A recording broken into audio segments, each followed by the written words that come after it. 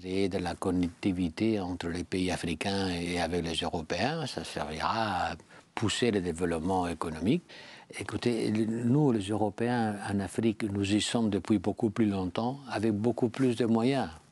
Si on compare l'aide au développement, si on compare les investissements, si on compare la présence de tout point de vue commercial, investissement de l'Europe avec la Chine, on est de loin, mais beaucoup, de loin les premiers. Et maintenant, on peut faire plus, parce qu'on se rend compte d'une chose, il faut insister sur ça. Et le développement de l'Afrique, c'est une affaire européenne. Nous devrions faire tout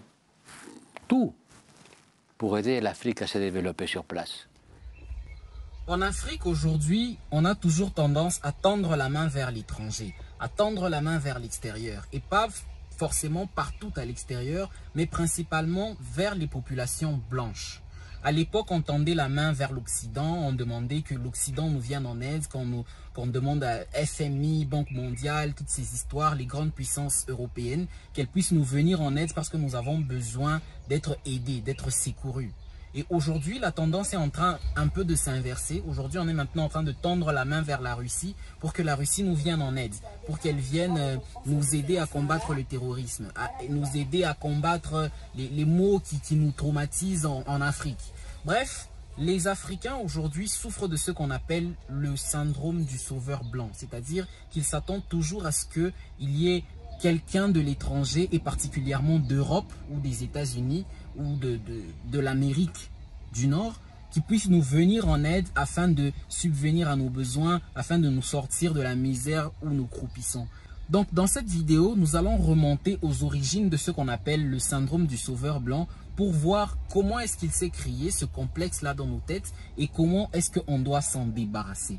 Mais avant de continuer avec la vidéo, je t'invite à faire comme ça, à me lâcher un gros pouce en l'air afin d'aider au référencement de cette chaîne. Ça me fait plaisir et ça ne te coûte rien, c'est juste un petit clic juste en bas de la vidéo. C'est parti.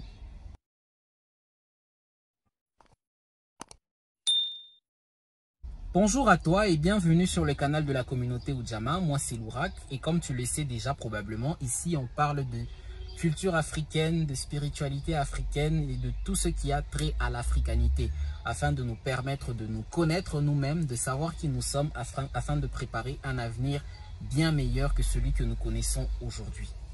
Alors, pourquoi les Africains attendent toujours l'aide extérieure? Pourquoi les Africains attendent toujours que les Blancs, que les Européens ou que les Nord-Américains puissent leur venir en aide? Nous voyons aujourd'hui en tout cas énormément de pays africains qui se mettent sommet Russie-Afrique, sommet États-Unis-Afrique, France-Afrique, toutes ces histoires-là. Et on se demande pourquoi est-ce que les Africains eux-mêmes ne s'assoient pas entre eux, prennent des décisions pour pouvoir aider leur propre pays à sortir du sous-développement, à sortir de la misère, à sortir de tous les maux qui les rongent aujourd'hui. Eh bien, c'est tout simplement parce que nous avons été conditionnés comme ça. Nous avons appris à apprendre, nous avons appris en fait à penser que l'aide ou le développement ne peut pas venir de chez nous, mais il doit plutôt venir de l'étranger et particulièrement de l'Europe ou des États-Unis. Si vous êtes un habitué de cette chaîne ou bien si vous avez déjà regardé la vidéo que j'ai faite à propos de la grandeur africaine, sur l'Afrique précoloniale, vous allez vous rendre compte que les Africains, avant l'arrivée des destructeurs européens, les colonisateurs européens, vous allez vous rendre compte que les Africains, ils avaient tout sur leur territoire et ils savaient s'en servir. L'homme le plus riche de toute l'humanité, de toute l'histoire de l'humanité, c'était un Africain, c'était Mansa Moussa.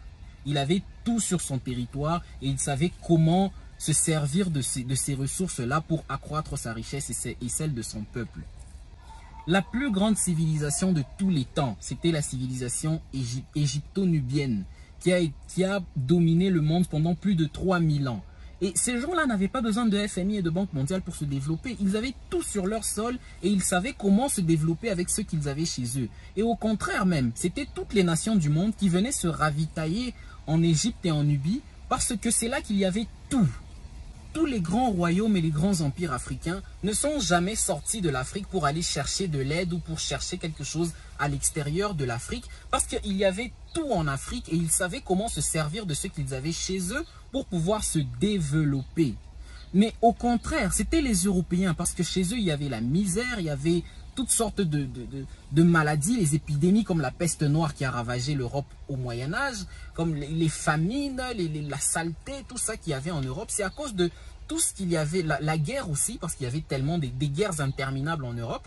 C'est à cause de tous ces maux qu'il y avait en Europe qu'ils se sont sentis obligés de s'extrader, d'aller à l'extérieur de leur continent pour aller chercher les ressources, aller chercher la nourriture, chercher des hommes, chercher des gens, pour pouvoir enrichir leur continent, pour pouvoir enrichir leur population, parce qu'il manquait presque de tout. Voilà pourquoi ils se sont sentis dans l'obligation de quitter chez eux afin d'aller chercher ce qu'ils n'avaient pas sur leur continent. Mais les Africains, ils avaient tout, raison pour laquelle ils n'ont jamais pensé en fait à quitter chez eux pour aller chercher quelque chose ailleurs. Les royaumes des Africains étaient riches, opulents, autosuffisants, bref, ils avaient tout ce dont ils avaient besoin. Et qu'est-ce qui s'est passé ensuite? Lorsque les Européens ont commencé à savoir manier les armes, parce que leur continent était perpétuellement en guerre fratricide, ils s'entretuaient entre eux, ils se faisaient la guerre tout le temps, raison pour laquelle ils ont su comment toujours perpétuellement améliorer leurs armes. Les autres continents, en tout cas l'Asie, l'Amérique et l'Afrique, ils étaient très pacifiques entre eux, raison pour laquelle ils n'avaient jamais pensé à pouvoir créer des armes sophistiquées. Alors, lorsque les Européens ont commencé à perfectionner leurs armes, ils avaient, en fait, la seule technologie que eux possédaient, qui était supérieure à celle des autres continents, c'était les armes. Raison pour laquelle ces armes-là leur ont donné la suprématie ou leur ont donné la facilité d'aller conquérir les autres terres de la planète, parce qu'ils avaient une supériorité militaire par rapport aux autres peuples de la Terre. Et en arrivant particulièrement en Afrique, ils ont commencé à soumettre les gens par la force des armes. Ils ont commencé à piller, à prendre tout ce qui ne leur appartenait pas, tout ce qui leur plaisait, ils prenaient pour emmener ça chez eux en Europe. Ils ont détruit nos civilisations, ils ont tué nos savants, toutes ces personnes qui possédaient le savoir afin de les transmettre aux générations suivantes. Ils les ont tués, assassinés, massacrés. Ainsi, tous ceux qui possédaient les connaissances, le savoir et ainsi de suite, vu qu'ils étaient déjà tous passés sous le fil de l'épée, ça fait que toutes les personnes qui naissaient en ce moment-là ne savaient pas en réalité quelle était la contribution des hommes africains à l'humanité. Voilà pourquoi, après avoir détruit les grandes constructions comme le palais de Ségou, comme le mur de Bénin, la plus grande construction de l'histoire de l'humanité, qui est même plus grande que la grande muraille de Chine, j'en parle dans une autre vidéo, allez voir cette vidéo-là si vous ne l'avez pas encore vue. Après avoir démoli toutes ces grandes réalisations africaines, les nouvelles générations qui naissaient ne connaissaient pas qui étaient leurs ancêtres et quelles étaient leurs réalisations. Ainsi, un lavage de cerveau a commencé à être perpétré dans la nouvelle société qui se créait et dans les écoles africaines, les nouvelles écoles africaines qu'on a commencé à implanter, qui étaient évidemment dirigées par les colonisateurs. On a commencé à leur apprendre que l'Afrique n'a jamais rien apporté à l'humanité. On leur a appris que leurs ancêtres n'étaient que des feignants, des petites personnes là qui ne valaient rien. Et ainsi, l'être humain, l'homme noir a commencé à grandir avec ce complexe d'infériorité dans sa tête. Et il a commencé à penser que tout ce qui est bon, tout ce qui est utile à l'humanité, c'est ce que l'homme blanc a apporté chez lui. J'en parle aussi dans cette vidéo-là. Si vous ne l'avez pas encore vu, il serait mieux en tout cas d'aller voir ça. Donc, l'être humain, l'homme noir, a commencé à grandir avec ce genre de clichés dans la tête. Et ainsi, il a commencé à se penser inférieur à toutes les autres races de la Terre. Et de ce fait, il a commencé à intérioriser ce complexe du sauveur blanc. Donc, tout ce qui est bien, que ce soit la civilisation, les arts, les sciences et tout ça qui est utile à l'humanité, c'est l'homme blanc qui le lui a apporté. Voilà pourquoi aujourd'hui à Lubumbashi, par exemple, la ville où je vis aujourd'hui, on a toujours ce langage-là quand on voit quelque chose qui fonctionne bien, comme un véhicule par exemple, ou comme un téléphone, ou comme je sais pas quoi. Quand il voit quelque chose qui fonctionne tellement bien et qui le stupéfait dans sa façon de fonctionner, il dit « Ah, Muzungu », donc l'homme blanc, il est merveilleux, il fait des choses tellement belles, tellement waouh. Mais en fait, ça c'est en fait ignorer que ce sont ses ancêtres à lui qui ont enseigné à l'homme blanc comment fabriquer toutes ces choses, et que l'homme blanc, quand il a assimilé ces choses-là, il a commencé à les refabriquer pour nous les rapporter en Afrique. Et puisque lui ne connaît pas l'histoire qui a été tronquée, eh bien il ne se rendra pas compte que les hommes blancs comme les Pythagore, les Thalès, les Hérodote, les Archimède, tout ça, ils ont étudié chez l'homme noir pour apprendre toutes ces choses. Et c'est après avoir étudié chez l'homme noir qu'il est rentré avec la science chez lui et qu'il l'a aussi développé à sa manière. Bref, en ayant introduit ce complexe du sauveur blanc, il a commencé à penser que ce n'est que l'homme blanc qui est bon, qui peut faire des bonnes choses pour l'humanité.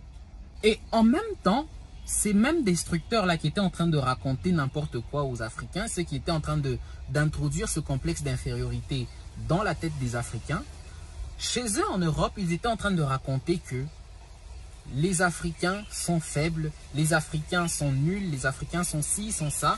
Et vous qui êtes supérieurs à eux, vous avez le devoir d'aller les aider. Vous avez le devoir de les civiliser. Vous avez le devoir de ci et de ça parce que vous, vous êtes supérieurs. Parce que vous, vous êtes comme ci, parce que vous, vous êtes comme ça. Et la population européenne, elle aussi, a été victime de cet endoctrinement. Voilà pourquoi aujourd'hui, il y a certains Européens qui inconsciemment, quand des Africains se réveillent, qui se disent que voilà, l'homme africain a aussi de la valeur, ce sont ces personnes-là, ces victimes-là, qui disent que qu'est-ce que les Africains ont déjà apporté à l'humanité? Qu'est-ce que les Africains ont pu faire? Les Africains sont nuls, sont faibles, comme il y a beaucoup de commentaires que je vois sur cette chaîne. Quand je check les commentaires, en tout cas sur certaines vidéos, je vois des gens, principalement des Européens, des Français, qui répondent à mes vidéos dans les commentaires et qui disent « Vous les Africains, à part faire des enfants, qu'est-ce que vous savez faire d'autre? Vous les Africains, à part qu'est-ce que vous savez faire d'autre ?» Je lis beaucoup de ce genre de commentaires sous les vidéos.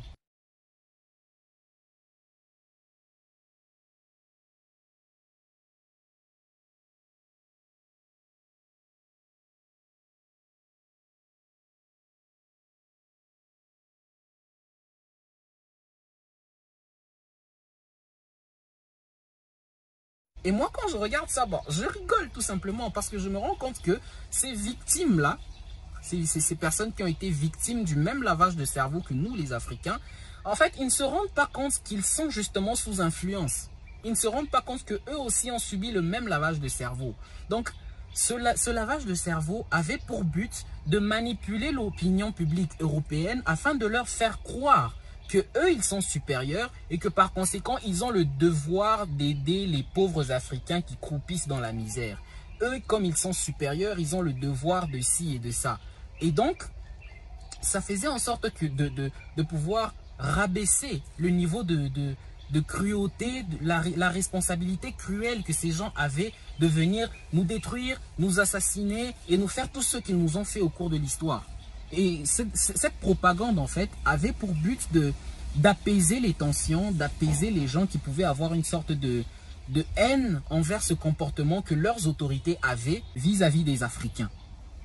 Donc, après avoir fait ce lavage de cerveau chez eux, dans leur propre population, qui elle aussi est victime, ils viennent chez nous pour nous faire le même lavage de cerveau, mais à l'inverse, pour nous dire que nous sommes inférieurs et que nous devons nous plier à ceux qui nous apportent la civilisation, comme il y a d'ailleurs cette statue encore qui continue à trôner aujourd'hui en Belgique, où Léopold II disait qu'il a entrepris l'œuvre du Congo dans le but de la civilisation, comme si on avait besoin de cette civilisation-là. Donc, après avoir fait ce lavage de cerveau, que ce soit en Europe ou en Afrique, tout le monde a pu intérioriser le fait que les Blancs sont supérieurs, par conséquent, ils ont le devoir d'aller aider les Noirs. Et les Noirs, vu qu'ils sont inférieurs, ils ont le droit d'attendre, bras croisés, la main tendue, pour que l'homme blanc, le sauveur blanc, puisse lui apporter le salut et ainsi de suite. Il y a 3 ans, je suis partie faire un voyage humanitaire au Togo avec plein d'idées innocentes, de vouloir faire quelque chose de bien, de vouloir donner un sens à ma vie. Et puis je me suis rendu compte que j'avais fait n'importe quoi. Sur place, j'ai pris connaissance de termes comme le volontourisme, comme le white saviorisme. Et c'est des termes vraiment qu'il faut connaître aujourd'hui si vous voulez partir. Le white saviorisme, c'est quoi? C'est ce complexe du sauveur blanc. c'est l'idée ancrée dans le conscient collectif que l'occidental, que le blanc, va venir aider les pays en voie de développement. Cette idée, elle est ancrée en nous depuis qu'on est petit et c'est malgré nous, en vrai, parce qu'on grandit avec des phrases de type « finis ton assiette, sinon le petit enfant africain va mourir de faim ». Ou sinon, avoir des stars américaines se prendre en photo avec des enfants qui sont malnutris, qui sont mal nourris, qui sont un peu maigres. On grandit avec cette image de l'Afrique, l'Asie, qui ont besoin de nous. Alors qu'en vrai, c'est pas le cas. Ils n'ont pas besoin d'un blanc qui va aller dans leur pays, construire des choses, sauver le continent. Et quelles en sont les conséquences aujourd'hui? Nous vivons ces conséquences-là, en tout cas au quotidien. Moi-même qui suis en Afrique, je vois énormément de choses, surtout sur le plan médical, dans le domaine de la santé. Il y a des ONG qui viennent partout, comme l'ONG de Bill et Melinda Gates. Il y a énormément d'ONG, en tout cas d'ONG internationales, même l'Organisation mondiale de la santé aussi, qui propage des publicités partout à travers le monde, surtout dans les pays occidentaux, les pays dits riches, les pays des Blancs, comme l'Amérique du Nord, l'Europe et l'Australie. Ils vont là-bas pour raconter qu'il y a des pauvres Africains qui croupissent dans la misère, aidez-les, aidez-les. Et eux, puisqu'eux aussi ont eu ce lavage de cerveau, ces pauvres victimes blanches qui, elles aussi, pensent que, voilà, vu que je suis meilleur que les autres, je dois faire quelque chose, je dois aider. Et ainsi, on voit des gens qui débarquent en Afrique, prendre des petits enfants noirs, et voilà, des petits clichés comme ça qui, en tout cas, moi, quand je vois ça, franchement, ça m'énerve. Ça m'énerve de voir ce genre de clichés parce que les Africains n'ont pas besoin de votre aide.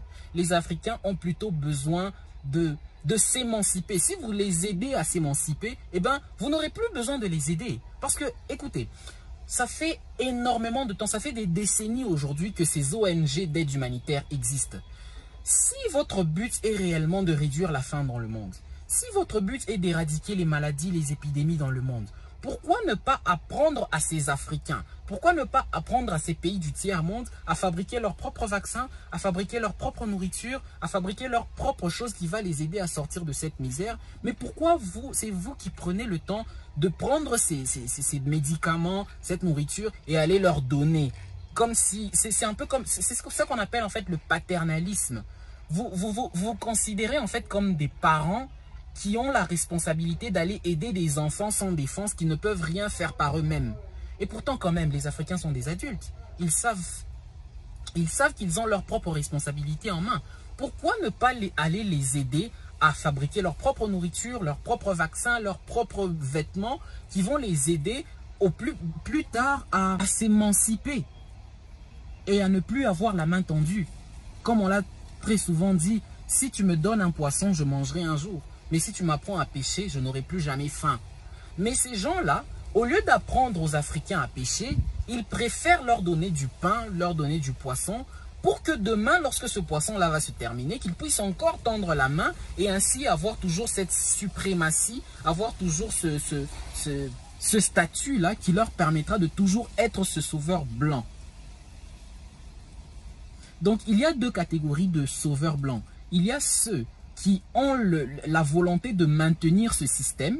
Et donc, ce sont les gens conscients que les Africains sont adultes et sont totalement capables de se nourrir eux-mêmes, mais qui encouragent le fait là d'aider les Africains pour qu'ils gardent la main tendue. Et il y a la deuxième catégorie de sauveurs blancs, ce sont justement les victimes qui ont intériorisé le fait qu'ils sont les sauveurs blancs et qui chaque jour reçoivent des publicités, veuillez aider, veuillez aider, veuillez aider, et qui sortent leur argent et qui bougent leur porte-monnaie, qui sortent quelques centimes, quelques dollars, quelques euros pour aider ces pauvres Africains qui croupissent dans la misère. Donc cette vidéo s'adresse surtout, en fait cette vidéo s'adresse à deux catégories de personnes. Elle s'adresse aux Noirs qui ont intériorisé le fait qu'ils sont inférieurs et aussi à ces Blancs-là qui pensent être supérieurs et qui pensent avoir le devoir d'aider ces pauvres Africains qui croupissent dans la misère. Écoutez, si vous êtes un Noir africain qui pense qu'il est inférieur et qu'il doit se faire aider, je crois que le problème à résoudre, c'est toi en fait le problème à résoudre. Tu dois commencer par prendre conscience et aller te mettre au travail afin de devenir aussi glorieux que tes ancêtres, comme eux-mêmes n'avaient jamais eu besoin de tendre la main à l'extérieur, Banque mondiale, FMI. Ils avaient tout chez eux et se servaient de ce qu'ils avaient chez eux pour se développer. Et si tu es un blanc qui a ce complexe de supériorité, ce complexe du sauveur blanc et qui veut aller vers les populations inférieures pour les aider, moi je t'invite en tout cas à faire de ton mieux qu'au lieu d'aller leur donner ce poisson pour qu'ils mangent, aide-les plutôt à prendre conscience qu'ils ont la possibilité eux-mêmes de pêcher ce poisson afin de le manger et ne plus jamais avoir faim. Et ce qui est bizarre, voire même absurde avec cette histoire de complexe du sauveur blanc, c'est que ces blancs-là qui viennent pour aider les pauvres malheureux en Afrique et dans les autres pays du tiers-monde, ils oublient que chez eux, il y a des gens qui meurent de faim. Ils oublient que chez eux, il y a des gens qui manquent d'abri. Il y a des gens qui dorment dans la rue et qui fouillent les poubelles pour se nourrir. Vous vous rendez compte? Des gens qui quittent chez eux, où soi-disant ils sont riches, ils quittent là-bas, où il y a des... et pourtant, là où ils quittent, là, il y a des gens qui meurent de faim, qui fouillent les poubelles, et ils quittent pour aller aider les gens à l'autre bout de la planète, parce que soi-disant ils ont besoin d'aide, soi-disant ce sont des gens qu'il faut aider, des gens qui sont au bas de l'échelle et qu'il faut à tout prix aider.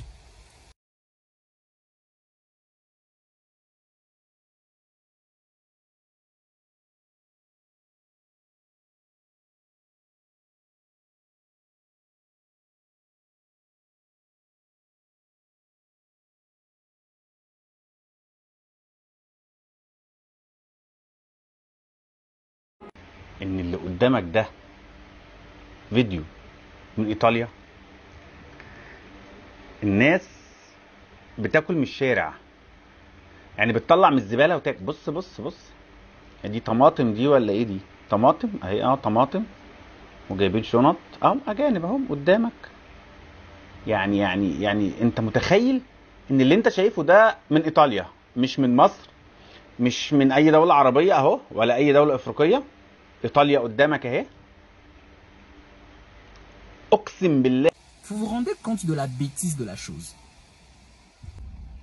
Les Européens, en tout cas l'élite européenne, je ne parle pas du peuple européen, mais je parle des dirigeants européens, ceux qui ont établi ce système de prédation, ce système impérialiste.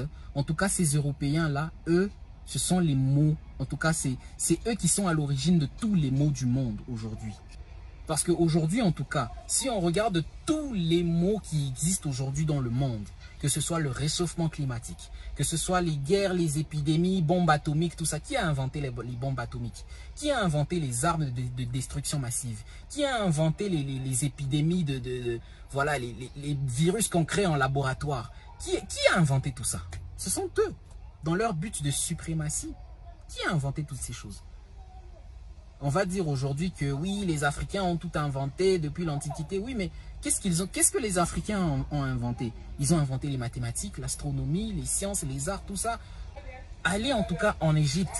Regardez les inventions des Égyptiens de cette époque-là. Ils n'ont jamais inventé des armes de destruction massive. Ils n'ont jamais inventé des virus. Ils n'ont jamais inventé des trucs comme ça. Ils ont inventé l'architecture, la technologie, tout ce qui a permis le progrès de l'humanité aujourd'hui a été inventé en Afrique. Mais quand la science est arrivée entre les mains des Européens, qu'est-ce qu'ils ont commencé à inventer? Les armes de destruction massive, les virus, tout ça. C'est eux qui ont commencé à inventer tout ça. Les Africains n'ont jamais inventé ce genre d'histoire. Donc, en tout cas, l'élite européenne qui a toujours cherché à maintenir la domination, toujours cherché à maintenir une certaine forme de suprématie, ces Européens-là, ils sont à l'origine de tous les maux du monde. Les plus grandes guerres qui ont sévi dans le monde aujourd'hui, c'était lesquelles? Les deux grandes guerres qu'on a qualifiées de mondiales, bien que c'était des guerres européennes, mais on les a qualifiées de mondiales. Qui les a déclenchées? C'était des Européens. Et comme je le répète encore, ce n'était pas le peuple, mais c'était l'élite, les gens les impérialistes en fait. Les gens qui pensaient qu'on ne peut construire le monde que dans le sang, que dans le désordre et le chaos. En fait, on crée le chaos partout pour que, voilà, diviser pour mieux régner. On crée le chaos là-bas et puis on commence à tirer par-ci, par-là les richesses qu'on peut récupérer. Et puis on les emmène chez soi et on laisse le chaos partout où on est passé. Ces gens-là, ils sont les responsables de tous les maux du monde. Et je vais finir sur cette citation de Thomas Sankara qui disait « L'esclave qui n'est pas capable d'assumer sa révolte ne mérite pas que l'on s'apitoie sur son sort. » Eh bien, nous sommes justement dans cette situation-là. Nous avons été conditionnés à penser d'une certaine manière. Et si aujourd'hui, nous ne décidons pas par nous-mêmes d'arrêter de penser de cette manière et de prendre nos responsabilités en main, eh bien, l'Africain restera toujours cette personne qu'il est devenu depuis, à partir au moins du 15e siècle, depuis que sa culture, sa civilisation et son être, son identité tout entière a été démolie. Il est temps pour nous, chers Africains, de pouvoir reprendre les choses en main pour pouvoir assurer et bâtir notre avenir. Je te remercie d'avoir regardé cette vidéo jusqu'ici. Si ce n'est pas encore fait, je t'invite à liker la vidéo et à t'abonner. Et on se retrouve dans une très prochaine chronique. À très bientôt.